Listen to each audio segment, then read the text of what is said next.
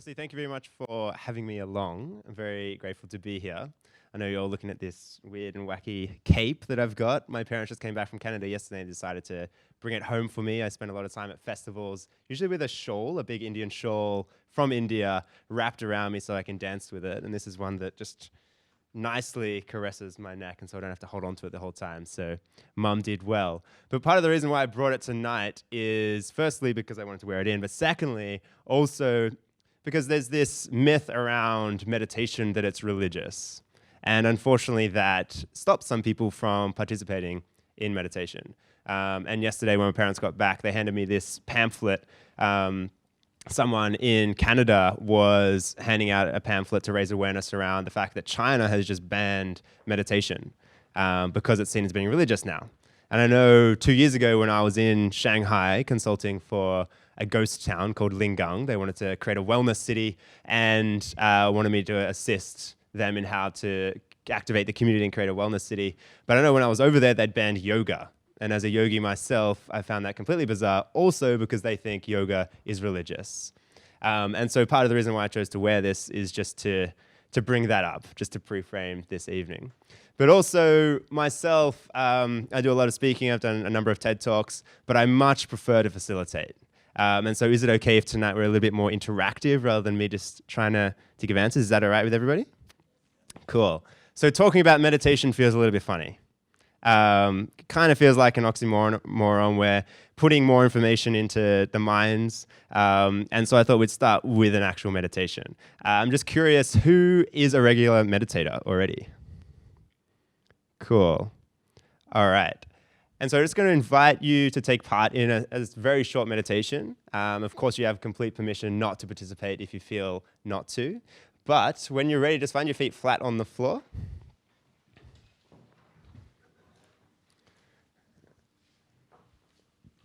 And just slowly close down the veil of your eyes.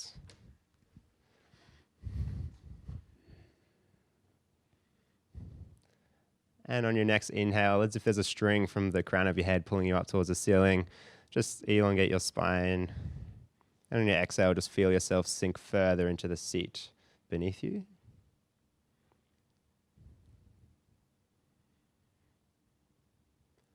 And then just start to become aware of your breath as it cycles in through your nostrils, down towards your diaphragm, and then back out through your nostrils. No need to change the rhythm or the depth of your breath. Just become aware of where it is now.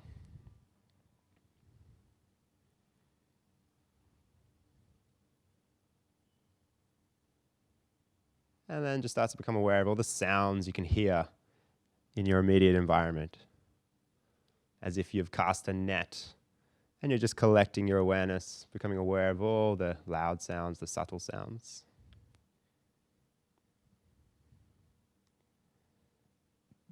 And again, just no need to label the sounds, no need to know what the sound is. Just noticing the characteristics of the sound, the pitch, the tempo, the volume.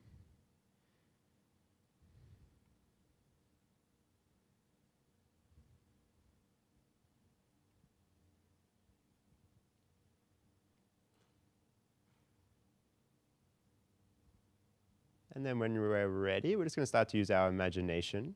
So just in your mind's eye, just picture yourself sitting in this posture, in the chair that you're in this room. So you can see this room, you can see everybody else, and then you can see yourself.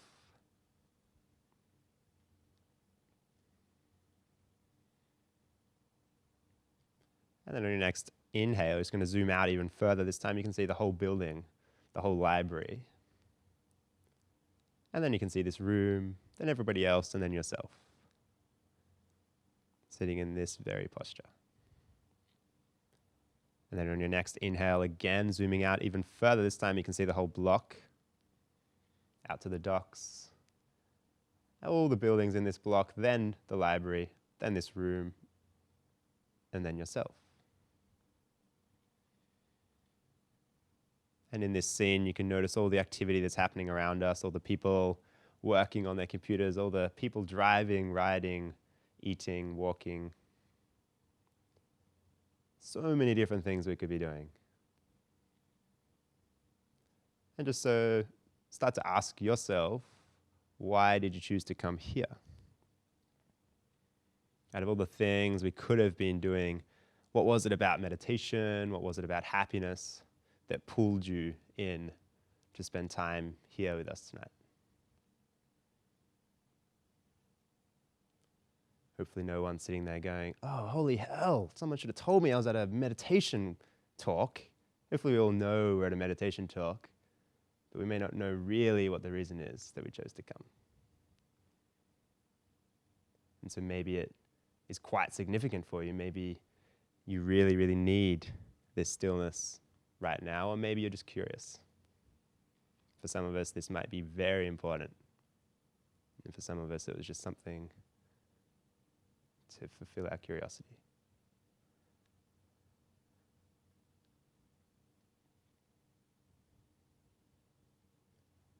All right. And when you're ready to take a deep breath in, bring your shoulders towards your ears, and on your exhale, just breathing out and letting your shoulders drop back down to where gravity wants to place them, and gently blinking open your eyes. Cool.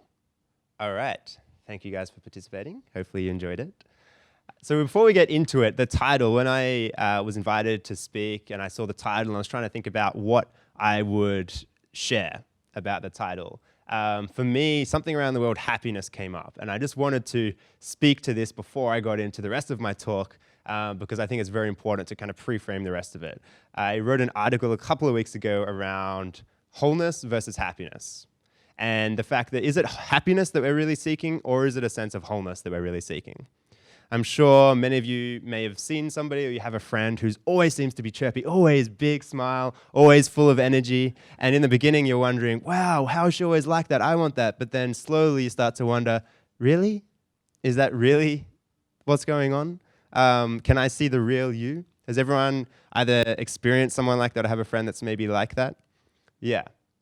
And so from my experience through my journey of meditation and also my journey of just becoming, maybe not happy, but becoming whole, I think life is happy and it's also sad. And life finds its way through. And so whether we deal with the sad bits and the emotional bits and the painful bits now, or whether we suppress them with happiness and let them build up, they will find their way out at some point. And at some point, they may find their way out through something quite painful, because it will make its way out. But if we suppress it, it'll all kind of stack up. And so I wanted to pre-frame this talk by asking everybody, is it happiness that we're seeking, just happiness alone, or is it wholeness? Is it the wholeness of what the human condition is, the wholeness of what the human experience is? Do we all want to be okay in our sadness, be okay in our emotion and our pain? Because pain and suffering can be two different things. We can experience pain and not suffer from it, or if we attach to the pain, then we will suffer from our pain. And so to experience the wholeness of the human condition can feel very liberating without suppressing the bad bits. And so tonight, as I talk about meditation, I just want to pre-frame it with the idea that maybe it's not happiness that we're seeking. And this is obviously from my experience, from my perspective. Everything I say is from my perspective. But maybe it's not happiness that we're really seeking. Maybe it is wholeness.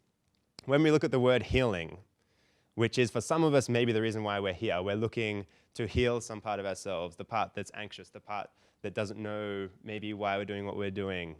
We're looking to heal some part of ourselves. Healing, the etymology of the word, really comes from the word wholeness. We're restoring ourselves to the wholeness of who we actually are. Because maybe the pain and the suffering comes from us not being okay with parts of ourselves. And so I also just wanted to share this, just to kind of back up the thought that maybe wholeness is what we're really seeking. And so this is what I will be talking about tonight, meditation.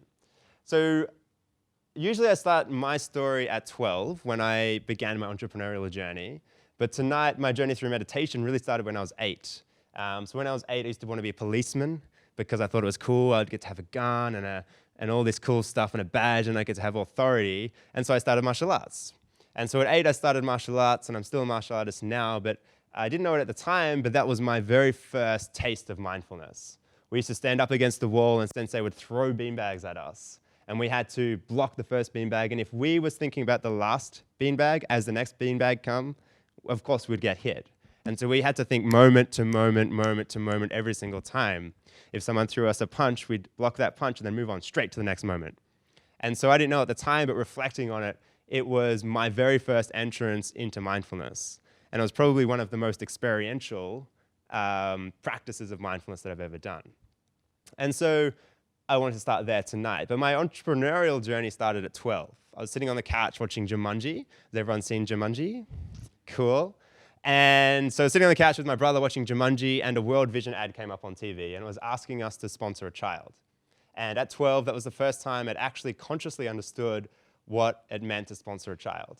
And sitting on a comfy couch watching Jumanji, I could not understand what on earth had to have taken place for us to need to sponsor children today. And so I unfortunately switched off from Jumanji and was just in my head the whole time questioning why. Why is it that we need to sponsor children? And also, what can I do to influence this? And so I decided, I gave myself two options. Actually, I remember journaling that night, and I wrote in a very egotistical way that I want to be the one to make the biggest difference in the world ever. I just wanted to be the one to change the world. And so I was questioning how I might do that. And at the time, I was very inspired by Richard Branson and all the work that he was doing, using commerce as a force for good. And so I said, cool, well, I could either become a celebrity and be influential through my fame, or I could become a businessman. And I just really couldn't come up with a way that I'd become famous. And so I decided that commerce and business is probably going to be my medium to social change. And so I started my first business at 12. And then I got to 14 years old and I realized, wow, whenever I try and sell and I get rejected, it hurts. Whenever I try and come up with a new idea, I come up with all these blockages. And so if I don't face my own stuff, if I'm not working on myself, I'm not working on my business. And so I started to become a personal development junkie. I went to Tony Robbins, to Martini. Every single weekend I was at either a business seminar or a personal development seminar, and I had no social life.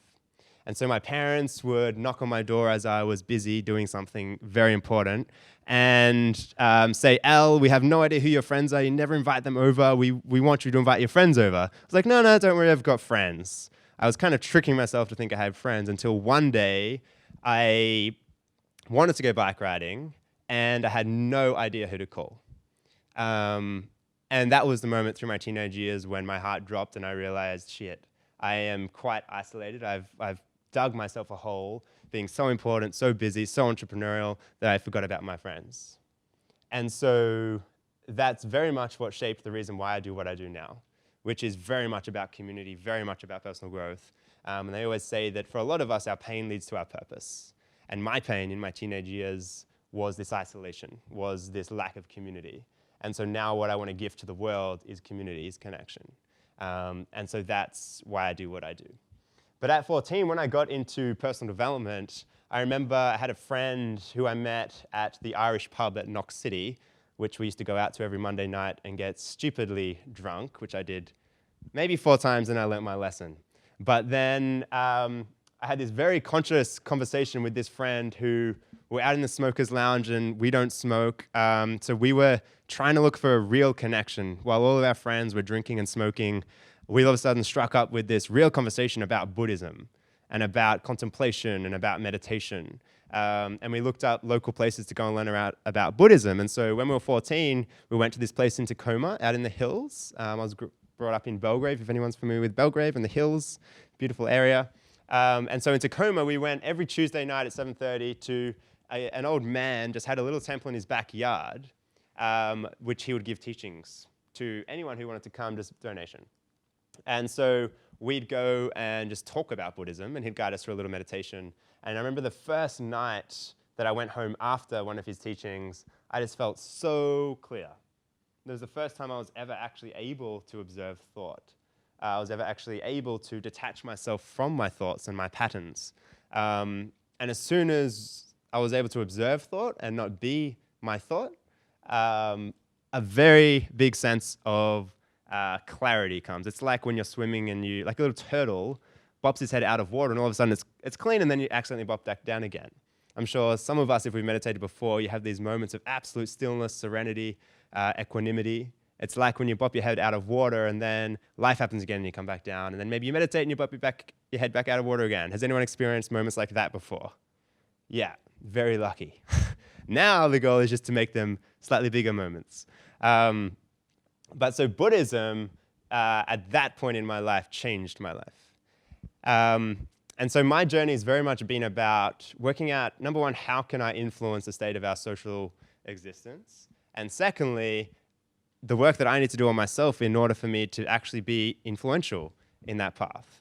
And so tonight, I wanted to just touch on the role of meditation in two contexts. One, as a creative, as an entrepreneur. Who in the room would regard themselves as a creative of some type? Cool. And I also wanted to talk about the role of meditation just in the pursuit of being a well, happy, and whole human who would regard themselves as a human in the room. And if no one put their hand up, I'd be curious to talk to you afterwards. But so in the role of a creative entrepreneur, as soon as I started meditating, so after 14, when I started to get into Buddhism, I did take on definitely not a regular meditation practice. That hasn't really happened until the last 2 years. But I definitely started meditating. And the role of meditation in my creative journey, whenever I sit down to write, obviously as a creative, you have so many visions, so many ideas, and you're here, but you're always thinking over there. And I've been writing a lot about purpose at the moment. A lot of us are possibly seeking a deeper sense of purpose and what it means to be us right now. But we always tend to project our visions, project our goals, project our sense of purpose into the future. It's something aspirational. And we always forget to bring it back down to now, to the here and now. And so even when we are sitting down writing or reading or writing an email, whatever we're doing, we're always thinking about the future. And when I'm writing my book or when I'm doing whatever it is I'm doing, there's no way I can be as creative as I possibly can if I'm constantly thinking about the future. And so meditation has enabled me to observe that, oh, wait, my mind, my thoughts, my patterns have brought me into the future. I'm going to breathe. I'm here, I am writing, and write. And then when I don't know if anyone follows Pomodoro, the productivity time hack, but when my Pomodoro is finished, cool, then I'll let my mind consciously think about the next task. But the ability to notice the patterns of the mind and the way that it tries to drag us out of the present into the future has dramatically improved my productivity, my creativity. And now I do a lot of work within corporates as well through corporate wellness programs because they're starting to notice that obviously the peak performers around the world, if anyone listens to Tim Ferriss's podcast or anyone who's a peak performer, most of them have some form of practice around mindfulness or meditation. And it's because a flow state, I'm sure many of you have heard of flow states, when you're in the zone. The neural anatomy of a flow state is when your prefrontal cortex switches off. The prefrontal cortex is where your language is, the way that you talk to yourself, the way you talk to others. And so when you're in a flow state, and the flow state project, the flow genome project in San Francisco have done studies on this. They plug people in, and then they have them induce flow through these playgrounds that they developed, and they see what the neural physiology and anatomy is, and the prefrontal cortex actually switches off. Your sense of self switches off, which means you're totally present. And so when you're in the zone, when you're in flow, really you're just in total presence. And as soon as you realize you're in a flow state, you're not in a flow state anymore. It's like, oh yeah, I'm in oh shit, not anymore. And so as an entrepreneur, as a creative, as anyone wanting to do something creative in the world, mindfulness and being able to notice the patterns of our mind and return to presence is incredible in terms of our performance and our productivity. Has anyone been to India before or any part of Southeast Asia? Cool. My parents are from India, in case you're wondering where I got my natural tan from. And so I went to India last year for my first time. I've always wanted to see where Mum grew up, just to see what made her who she was. And so I went to India last year, up to Rishikesh and Dharamshala in that part of town. And of course, there is lots and lots of history, lots of spirituality, lots of colors, lots of spices, and lots of cows. You probably heard the saying, holy cow before, or holy shit. Well, the cows are literally holy over there, and so are their droppings. They definitely get right of way down the street. And so I did my meditation teacher training over there. I did my yoga teacher training in 2015 here at Australian Yoga Academy, and I decided to do my meditation teacher training. So it was a 500-hour, we meditated 8 hours a day, 6 days a week, for 4 weeks. And by the end of it, I could feel so much sensation through my body. They say, I just did my Vipassana a week ago, came out on Sunday, which if anyone's familiar with Vipassana, it's a 10-day complete silent retreat. No talking, no reading, no writing, no music, no looking at anyone in the eye, no contact with anything but your mind, to get to know your mind. And so by the end of my meditation teacher training, I used to walk across Lakshmanjula Bridge, which that's actually quite a quiet example of what it looks like. Usually that little section in the middle there, it's usually that dense all the way along, and you've got scooters and mopeds trying to bust past you at the same time. But I could feel absolutely everything after my meditation teacher training. I could feel my pulse all over my body. I could feel the time difference between when my heart beat, then my left radial nerve, my carotid artery, and then my belly button and the crown of my head. Time difference. So therefore, I could feel the blood actually running through my body because you'd started to attune your awareness to very, very subtle sensations. And obviously, this was incredibly, whoopsie. I don't know what I did. Obviously, this was incredibly overwhelming to feel everything and everything within your own body. But the reason why it was so powerful is I've never been able to notice my mind so well and to notice the cravings and the aversions that I have. When we talk about wholeness and when we talk about even just happiness, the role the meditation plays is we get to notice the things that are causing us not to be in wholeness and not to be in happiness. I started to notice that I was constantly thinking about my partner and constantly attached to my partner, and I wasn't allowing myself to be okay with who I was because I felt like I needed my partner to complete me the whole time. And if I wasn't aware, if I wasn't mindful, I wouldn't notice this pattern that was taking place. And so in Buddhism, they talk a lot about your sanskaras or your klishas or your afflictions. And the belief is that our natural state is happiness or wholeness. And the only reason we're not always happy or whole is because we have patterns of the mind, we have habitual patterns. When we feel a sensation that is pleasurable, we crave it. When we feel a sensation that is maybe painful, we avert it. And as soon as we get into this pattern of craving and aversion, we create all of our habitual patterns which create our suffering. And so when we start to notice these patterns, as soon as I notice, oh, the ice cream, that created pain for a short amount of time. Last time, I need it. The needing of something outside of ourselves is what most of the time will create our suffering. And so meditation for creativity, incredibly powerful in my journey because it is the way to induce flow. It's the way to create space for creativity. Meditation in the pursuit of wholeness or happiness, for me, has been most powerful because I can notice the patterns of the mind. I can notice all of the stuff that goes on, which many of us try and shut out by looking at our phone or distracting ourselves in some way or another. But Vipassana, having to sit there and be with my mind 10 days straight, which was actually quite peaceful. In the beginning, you feel a little bit depressed and quite rude because you're not allowed to even look at anybody. But you definitely reach this point, like I said before, as if you've kind of surfaced up above the blurriness and the clutteredness of the water. And so I will go back to this one. And so in closing, I suppose, I wanted to put this quote up here. But I really encourage everybody, whether it is, and this is one of the things with meditation, it's made very clear in my Vipassana as well, is that for a lot of people, it's kind of life and then meditation and then back to life again. So we're in life and we may be stressed and full on and always busy, and then, a moment of meditation, but as soon as that timer ticks over, as soon as the bells ring, it's back to life again. But as soon as we can maybe let the floodgates of our time of meditation open up a bit so that it becomes mindfulness rather than just meditation, and the state of mindfulness and the meditative state of being clear and present can ripple out into our daily life, then we can start to notice the patterns that are maybe causing us to not be in the state of happiness or wholeness, and also notice the patterns that are causing us not to be in the state of flow, and therefore not being in our most creative self. And so I just wanted to leave by inviting us all. I always like to leave with maybe a bit of an activity as well. Sorry if I'm annoying.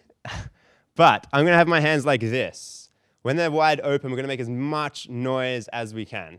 They're going to slowly close, and when they reach here, we're going to make less and less noise until they come down and touch, and then we're going to sit in silence with our eyes open for maybe 30 seconds, maybe a minute, maybe a few, who knows.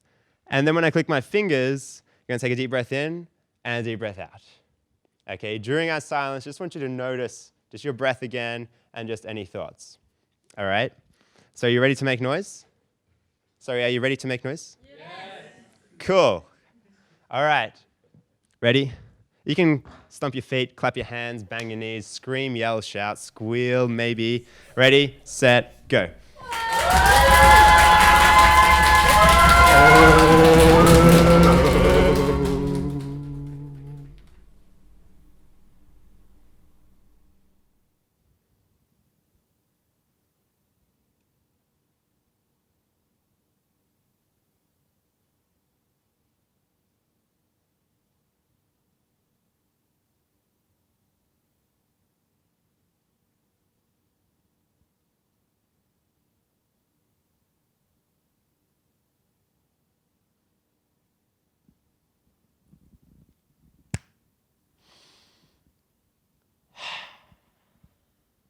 Awesome.